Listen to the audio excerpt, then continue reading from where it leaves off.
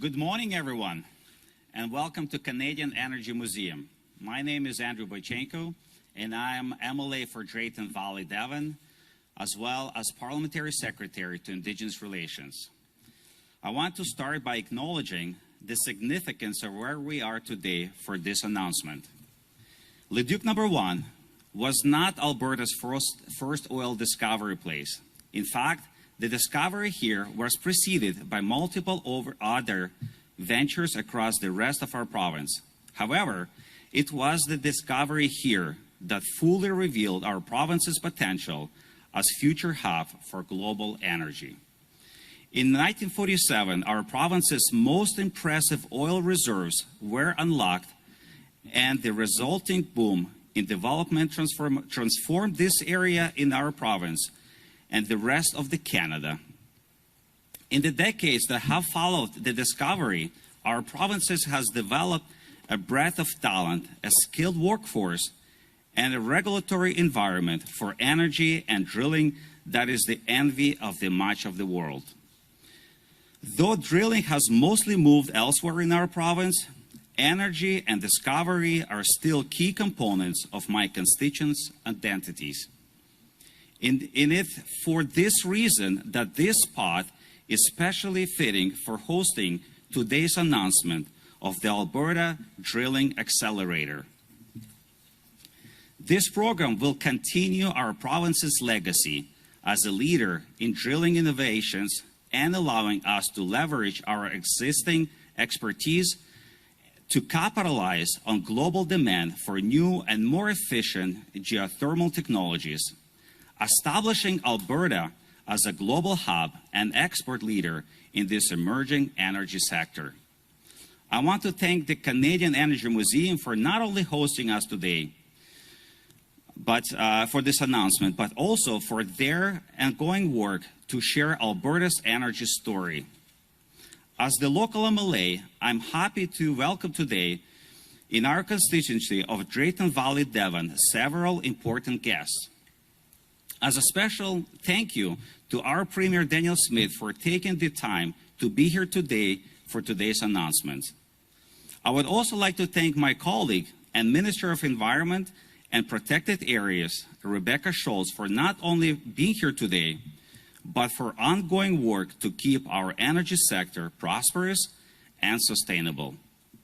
I would also like to welcome industry representatives, John Redfern, President and CEO of Eavor Technologies, John Gorman, Vice President of Halliburton's operations in Canada and West Coast United States, and Alan Bush, Vice President of Corporate Affairs with Tourmaline Oil. I look forward to hearing more from all of you today for what the Alberta Drilling Accelerator means for you, for Drayton Valley-Devon, and for the rest of our province. And now, I would like to welcome our Honorable Premier, Danielle Smith, to provide more remarks. Thank you, everyone. Great. Thanks, Andrew.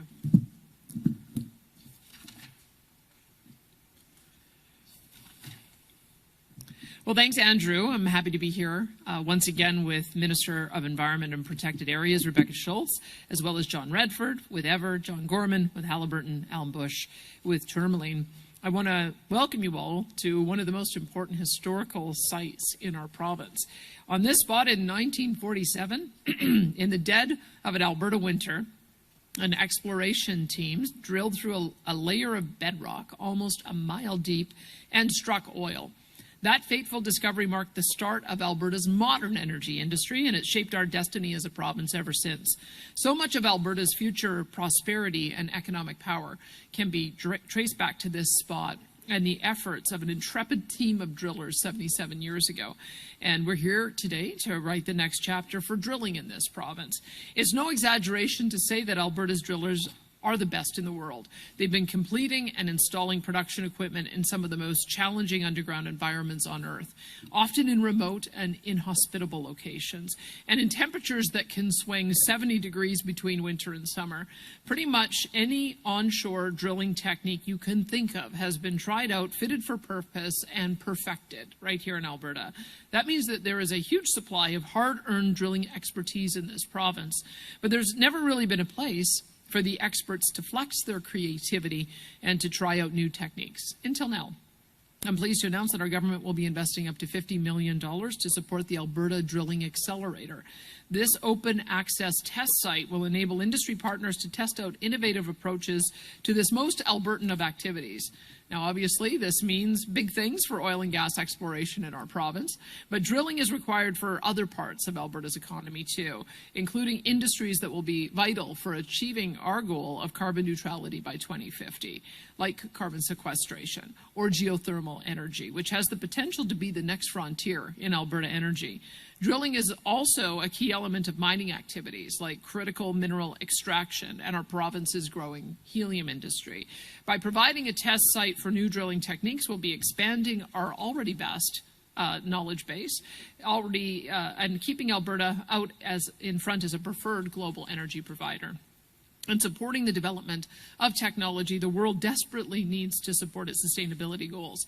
This project will also support our long-term goals for Alberta's economy. 20 or 30 years from now, we envision operators being able to scale and sell their homegrown expertise by developing and manufacturing drilling technology that can be used around the world. What we're doing here today is setting the stage for innovation and prosperity far into the future. And we're not alone. We know there's major interest in this project among Alberta's industry players. That includes Eavor, Calgary's own geothermal technology leader, which has been involved in the drilling accelerator since our initial feasibility study. It also includes natural gas giant Tourmaline, as well as Halliburton, one of the world's largest and most recognizable oil field service companies. These three operators represent a small fraction of the drilling expertise in our province and a small sample of the potential users for this open access test site when it's completed. Because alongside our $50 million investment, we expect the Alberta Drilling Accelerator to attract tens of millions of dollars in private investment. We can't wait to get moving on this, and in collaboration with our industry partners to start pushing Alberta's drilling expertise to places that it's never been before. With that, I'd like to invite Minister Schulz to share a few more words. Thank you so much, Premier, and thank you, MLA Boitchenko, for hosting us here today. Of course, as Premier mentioned, demand around the world continues to rise for more safe, affordable, reliable energy for homes, for businesses, and for economies to grow. Alberta has had a long and proud history of responsible oil and gas development.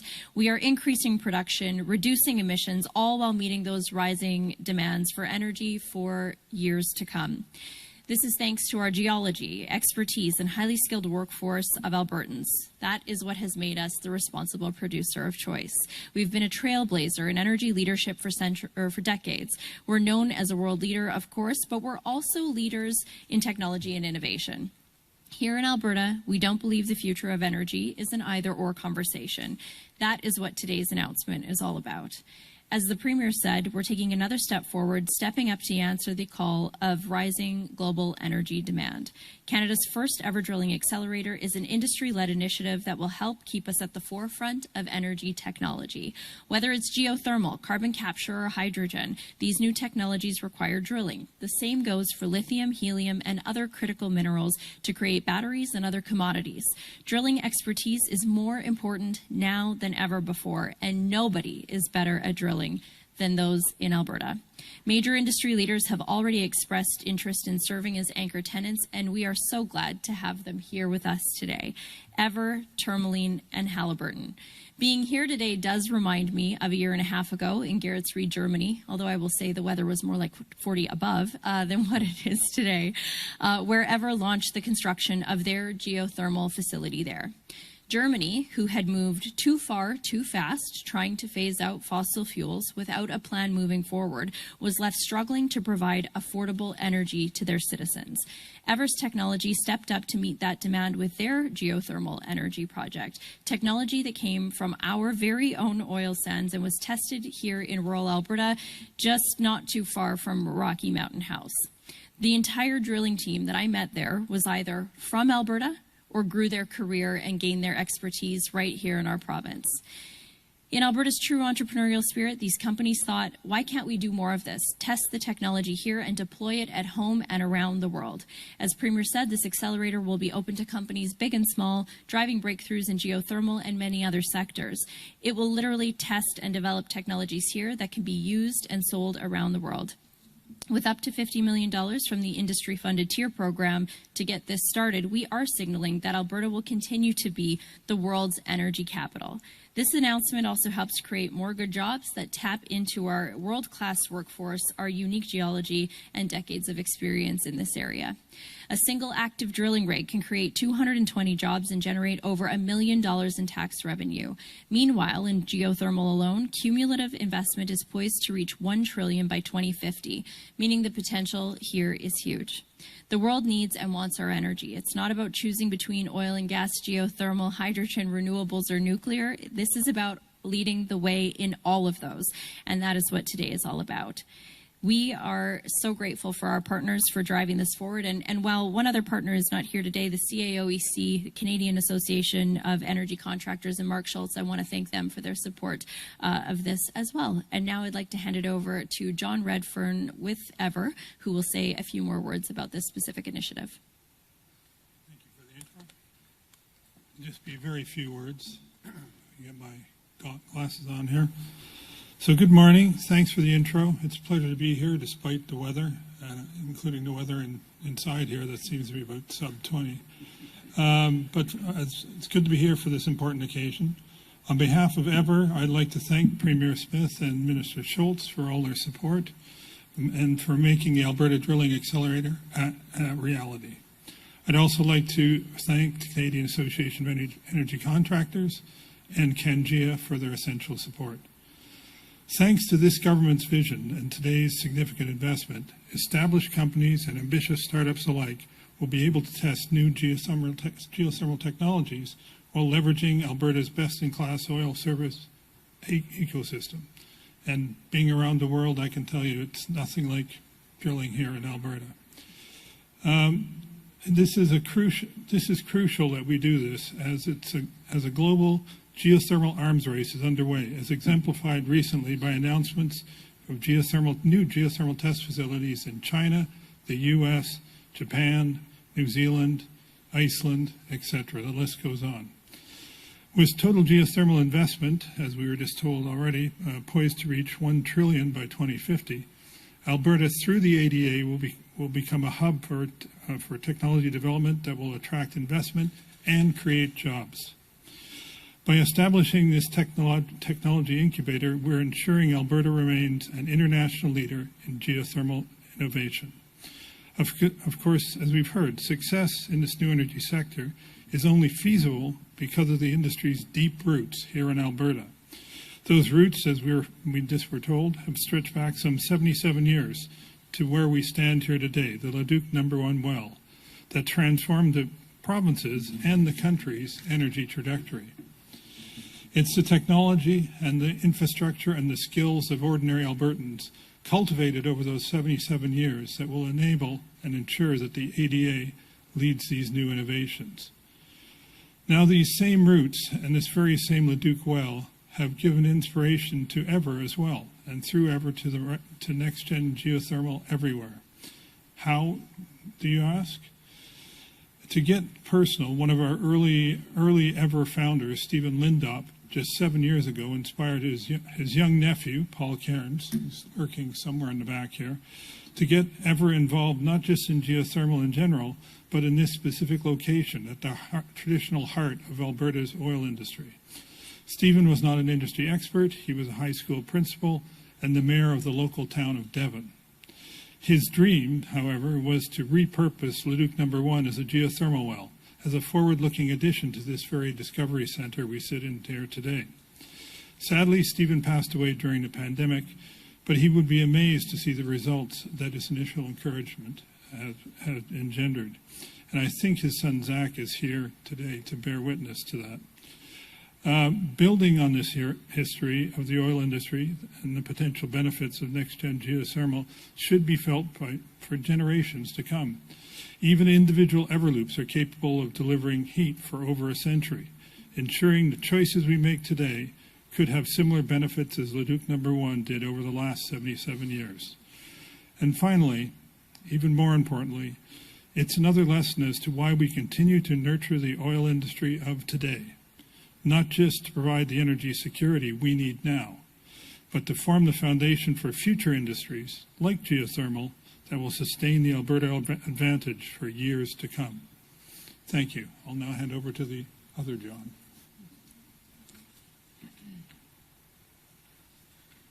Thank you. It's nice to be back here. I started my career in NISCU in 34 years ago, so Premier and Minister, thanks for having me. Just to give you a bit of a background about Halliburton, we've been in Western Canada since 1926, so we'll turn 100 in 2026. So very proud of that. Even maintained it through the Depression. When Earl P. Halliburton started the company, one of his famous sayings was, "In short, we intend to maintain leadership in our chosen field." And that intention is still very much alive today, almost 99 years later. NISCU has been the center of Halliburton's drilling technology department for 55 years. We've developed a lot of downhole technology, especially around the motor and geopilot neighborhood. This is a hotbed of activity since the inception of really the Turner Valley oil fields in around 1925. But we've been developing technology. You can see the rigs outside here that have developed technology from old wooden derricks to the high-tech stuff we use today. So we're very excited to be part of this initiative. We think it's very important as we do have an energy transformation, and I did say transformation, not transition. Very much believe that we are in a long duration change over what we're going to be using in the future. So on behalf of Halliburton, I'd like to thank the province, thank Eavor Tourmaline for joining us today, and looking forward to being a happy participant. Thanks. Thanks, John.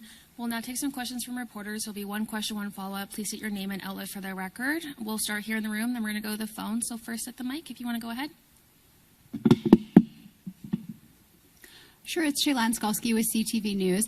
Thank you so much for taking my question. Not sure if it's best for the Premier or Minister or one of the CEOs in the room, but hoping you can better explain why the test site is needed and specific examples of what kinds of technologies could be developed and specifically how they'll help to lower emissions. You know, I might actually hand this over to John to speak to the specifics, but just a few months ago, we did announce some seed funding for this group to essentially do a feasibility study about what the potential opportunities are here for geothermal and other drilling technologies to be tested here on this site, technology that then could be used and deployed here in Alberta, but also around the world, like what we were seeing in Germany, for example, with Eavor's geothermal site. There's a huge amount of opportunity for this, I would say, for two specific reasons. One is, of course, our geology, but the other, given our strong energy industry and our background in this area, it is our workforce and our expertise that make us very unique. And so they were able to take this away, work on a feasibility study about the opportunities and the potential that then exist right here. And I'll maybe hand it over to John to talk a little bit about why this specific site was selected out of the three that they were looking at and what they found in their feasibility study. Yes. Sorry, I should be more specific. Yeah. Well, you can add it later after. It's not so much specifically this site because we're still finalizing the geographic location. But as we mentioned, there are test sites being put up around the world to take on new generations of geothermal, not just fine-tuning the existing stuff. A lot of it has to do with supercritical geothermal as well. But in our case, a good example would be There's a U.S. site called Forge down in Utah that's funded by the U.S. government, and it's all focused around a lot of our competitors' technology and how to test those. Whereas what we have here is something very unique. We've got a closed-loop system. We need our own test site, and there's no better place on the planet to do it than here because it's the most efficient and most creative and quick turnaround oil service background right here. So we can do things here inexpensively, and we can do things that are focused on the type of solutions that people need in Canada or that Canadian companies are preparing for export. John G., do you have anything to add about how you might use it? Yeah, one of the key pieces here around why Alberta. If you look at I agree with everything John said. The ability for us to quickly go out and develop technology to be able to come back in manufacturing, very good manufacturing facilities in Edmonton area. We've got when you look at strength of patents, if we want to develop something, we try and develop it in Canada or U.S., which will co-patent a lot of patents. In 2023, for instance, we were awarded 741 patents just in Halliburton, which leads the industry worldwide. And a lot of that stuff can be developed and co-applied in both Canada and the U.S. at the same time. Great, thank you. Shaylin, do you have a follow-up? Yeah, just a follow-up to that question and then a separate one if that's okay. Just clarity, in terms of the geographic site of the location, is that where we are today? Has that been finalized? And how confident are you that it'll be ready in time for, I think, 2027 in the news release? And then just my follow-up would actually be for the Premier, slightly off topic. Just coming out of COP29, wealthier countries like ours are facing a lot of criticism for failing to do more when it comes to climate change. There was a lot of criticism about the $300 billion number and saying there wasn't enough progress on a plan to transition away from fossil fuels. I'm wondering what you make of those criticisms, and if you think our country should have done more. For the first question, location has not been determined. There's been some options. We've just released a report outlining the various criteria for selecting that. But other than that, it's up in the air. But the timeline we're very confident in. We've done a lot of research, and that shouldn't be a problem. Great, thank you. Well, we aren't transitioning away from fossil fuels. We're transitioning to lower emissions. And so the kinds of technologies that we're looking at, carbon capture, utilization, and storage, direct air capture. You probably saw that during COP, the facility in Innisfail announced that they have already secured contracts with individual companies for direct air capture for those credits.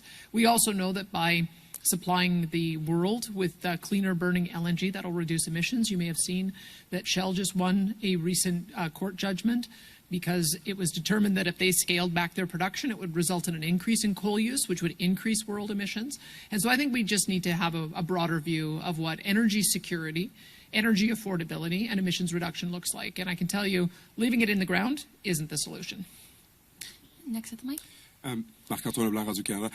I don't know exactly who to ask to, but when you talk about open access, how does it work? Like, how many companies could use it once ready? Again, I think this might be a good one for John in terms of the methodology that you have put forward and the work that you've done in your feasibility study on exactly how that's going to work with companies and other jurisdictions coming here to test their technology. I mean, what we have is a slightly different setup than most of these test sites. Most of them are dictated by academia or by certain key people.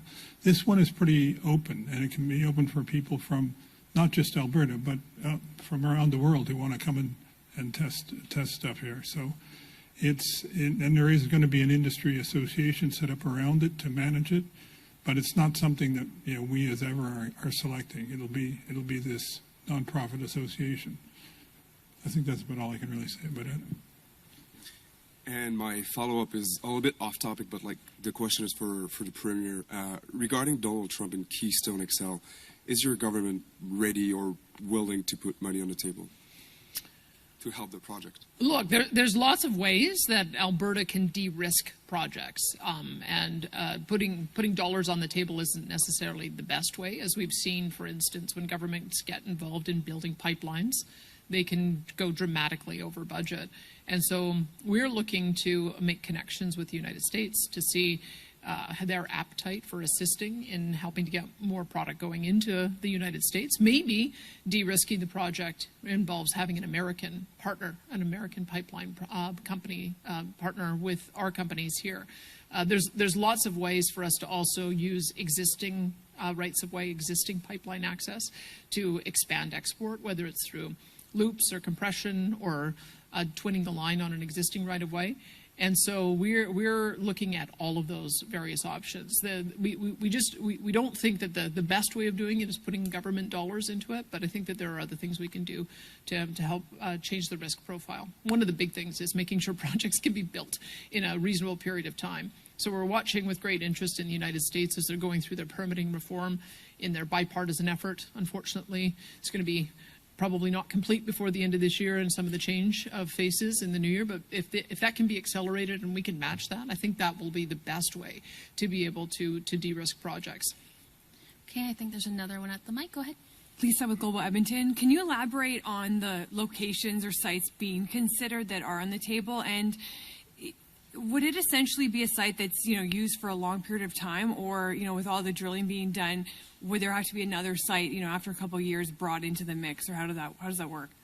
We're just going to bring somebody new. Can you just say your name, and you can come to the mic. Go ahead. But you'll have to say your name so people know who you are and which company you're with. Good morning. I'm Jeanine Vany. I'm Executive Vice President, Corporate Affairs, and accountable for the feasibility with the government. If I could just get the question repeated, please. Sure. What locations, or could you elaborate on the locations being considered? Obviously, it's not finalized, but, what sites are on the table? And would it be a permanent site, very long term, or, after years of drilling or, doing different projects, would you have to consider another site? Well, currently we have done a very robust site selection. We started with a very detailed geohazard analysis, and then we layered on a strategic analysis on top of that. Very important when you're innovating and doing new technology to be near local supply chains. So we are going to be near high load corridors and supply hubs, which is very important, and international airports. So a very central location in a very geologically robust area. As far as our vision for the accelerator, on behalf of the industry's vision is that this is just the beginning. And we really hope that it can be active for a long period of time. Right now, we're looking at this initial $50 million investment, and we're going to crowd in private capital from private investment internationally. And then we're really hoping to see this take off and become a long-term facility where potentially we could, it could be a leader for geothermal technology development and maybe even education. But currently the site contemplated is small. We don't need a large surface area to build one pad. And that's, yeah, thank you. Can you mention when it's likely to be announced so people know when they don't know the location? We anticipate being able to announce the location in Q1 of 2025. And the reason it's not announced right now is you need to make sure you cross your T's, dot your I's, and make sure you can access the land, do proper stakeholder engagement, engage with the community, engage with Indigenous groups, and we are only midway through that part of the scope. I do not see any risk in acquiring land for the Alberta Drilling Accelerator. And my follow-up would be for the Premier. You continue to double down on the oil and gas industry in Alberta, and you want to grow it. Do you have a plan B, though, when it comes to renewable energy and maybe, adding a focus to that industry, or is it full steam ahead with oil and gas? It's all of the above. Alberta's going to continue to grow. We know that our electricity demand, just even on the normal case scenario, is going to be 25,000 megawatts of power that we're going to need installed, which is about double the amount of consumption we have today. We know that there are lots of opportunities to bring on potentially small modular nuclear, which we're supporting, geothermal, which we have supported. We are looking as well at ways of building interties so that we can bring in more power between British Columbia as well as our neighbors to the east and to the south. We are looking at carbon capture with our natural gas plants. There's a growing industry in hydrogen that could potentially be used for natural gas as well. So it really is all of the above. Okay, we have time for one more in the room. So Sean, go ahead. Hi, Sean Amato with City News for the Premier. So the $50 million is from the TIER Fund, I believe, which is essentially a carbon tax on industrial companies. You're obviously not a fan of carbon taxes, but is this a case of carbon tax working? And can they actually be a good thing if the money is spent wisely? Retail carbon taxes don't work because there aren't very many options for consumers to switch. When you've got a retail carbon tax, especially as it's being levied right now on home heating, the tax is 4 times the amount of the base price of gas. And any option to move out of natural gas is tens of thousands of dollars for an individual homeowner. So all it is a punitive tax. Same thing with diesel and gasoline taxes, that you can't just snap your fingers and make other options available. Even if everybody wanted a zero emissions vehicle tomorrow, there just isn't the production to make that happen. And so those are the reason why we've been opposed to the retail carbon tax. But industrial pricing in this province has been in place since 2007. And it's been able, with the support of industry, to provide some really important incentives for companies to move faster and accelerating technologies that save emissions because they get a credit. And those who don't end up paying into the fund, and then we're able to use it on their behalf to support these kinds of innovations. So we're supportive of that kind of approach on industrial pricing. Thank you. Our friends in Calgary are looking for an update on the Green Line, please. I understand you met with the mayor this morning. Can you tell us how that went and what's the update on that project, please? I've not met with the mayor this morning. I know that Devin Dreeshen met with her last week, and we do have a regular committee meeting scheduled every couple of weeks to get an update on the project. At the moment, what we're looking at is getting agreement on the above-ground alignment, because when we brought in ICOM, one of the things they had told us is they had to do the same thing in Austin, a very expensive underground alignment at a cost of $1 billion per kilometer. It just became over budget, so they had to re-engineer it above ground, either at grade or elevated. Elevated costs about $300 million a kilometer. At grade costs about $100 million a kilometer. And so when we can come up with the alignment, we'll know how much additional dollars we have to see how much further south we can go. But our objective is to try to get it all the way to Seton. And if we can engineer and come up with an agreement on the downtown alignment above ground, we'll be able to build more kilometers out. So that's what we're working on, is getting those proposals on the table, getting the city in alignment with where we think it needs to go. And so that's the next stage. Great. We have time for a couple more questions. So with that, we're going to go to the phones. Operator, first caller, please. Your question comes from the line of Don Braid from the Calgary Herald. Please go ahead. Premier, thanks for taking my call. One step after another, it looks like you and your government have moved out of any hope or compromise or compliance with federal policy. We've got of course, the Impact Assessment Act Challenge, which you just enabled last Friday, and also the other issues. So I'm just wondering if you give us a preview of when you're going to come back with your comeback on the emissions cap. There are going to be some measures. And what kind of climate can we expect, if that's not too strong a word, next year in the lead up to the federal election? It looks like all-out intergovernment warfare on this front. Well, look, I mean, my position hasn't changed from the very first conversation I had with the Prime Minister on one of the first days that I got elected. And it was, let's get aligned around a 2050 target, which is what most of our trading partners are working towards. And increasingly, you're seeing some adjustments in policy in Europe as reality is setting in about the need for natural gas as a fuel, lower emissions fuel, and some of the other innovations that we have. And so my position hasn't changed. We came to the table hoping that we would be able to get alignment, and their position hasn't changed either. They want to bring through policies that are unachievable in the short term, which will result in a shut-in of our production. And we're just simply not going to allow for that. They can't invade our constitutional jurisdiction to develop our resources, and they can't invade our constitutional jurisdiction to manage our electricity grid. So I think there is a pathway to compromise, but they're the ones not willing to compromise. And so we're going to have to assert our rights to make sure that we can maintain control over our resources. And the time frame for that? Can you give us some Yeah, you'll see next week. yes. You'll see next week. There'll be some more things that we announce. I believe I'm giving a speech in the legislature on Monday next week.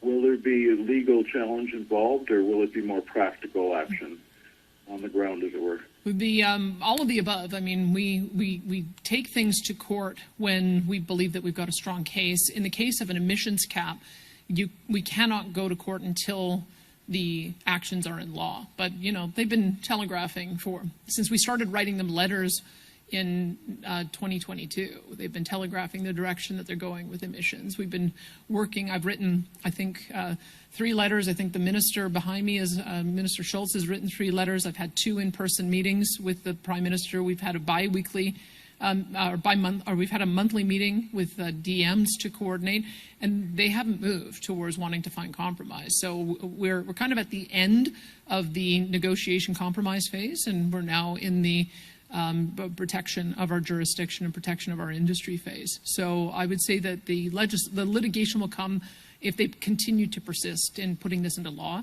The regulations are in the consultation phase right now, but I think they're indicating they want it in law in the new year, and so we'll launch a legal challenge immediately after. But we've got other things that we'll do in the meantime. Thanks, Premier. We have time for one more question, so operator, last caller, please. Our next question comes from the line of Emma Greeny from the Globe and Mail. Please go ahead.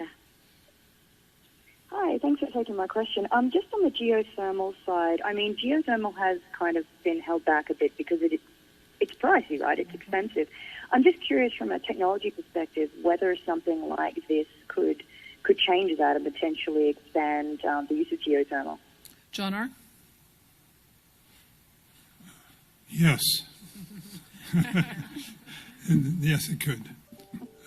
That's the whole point. There's incremental improvements we're making with geothermal, but through things like the accelerator, we're talking about fundamental new technology that can drastically reduce the cost of it. So, again, the answer is yes. Well, I think, Emma, just for your question, a good example is back when Eavor did announce their project in Germany, we had a number of folks in the media say, why are we not doing this here right now? The fact of the matter is, again, Germany moved so far so quickly that they were bringing coal back on to help provide energy for residents, and also the cost of geothermal, especially just where it was at on the technology side, was high. But at that point, that was the option they had. We have to move forward in a way that make sure that energy remains reliable. Of course, geothermal is a reliable baseload energy, and do it in an affordable way. And by being able to test that technology here in Alberta and move that along, it will move it along quicker and ideally help bring down the cost so that we can look at those solutions here and add those to our energy mix as well. Emma, do you have a follow-up? Great, thanks. I do have, as if I didn't have a follow-up. In what world? I actually want to throw back to one of the earlier questions that you were asked, Premier, regarding KXL. Obviously, as you say, there are lots of ways Alberta could support more pipeline access. But will you rule out putting money on the table, given what happened with the last time around? Look, when I talk to the industry says one of the ways that we could potentially be helpful is being a guaranteed shipper on that line. So think about that. If we're able to say, yes, we can guarantee that we will use your line, they can take that to the bank and they can use that as a way of de-risking a project.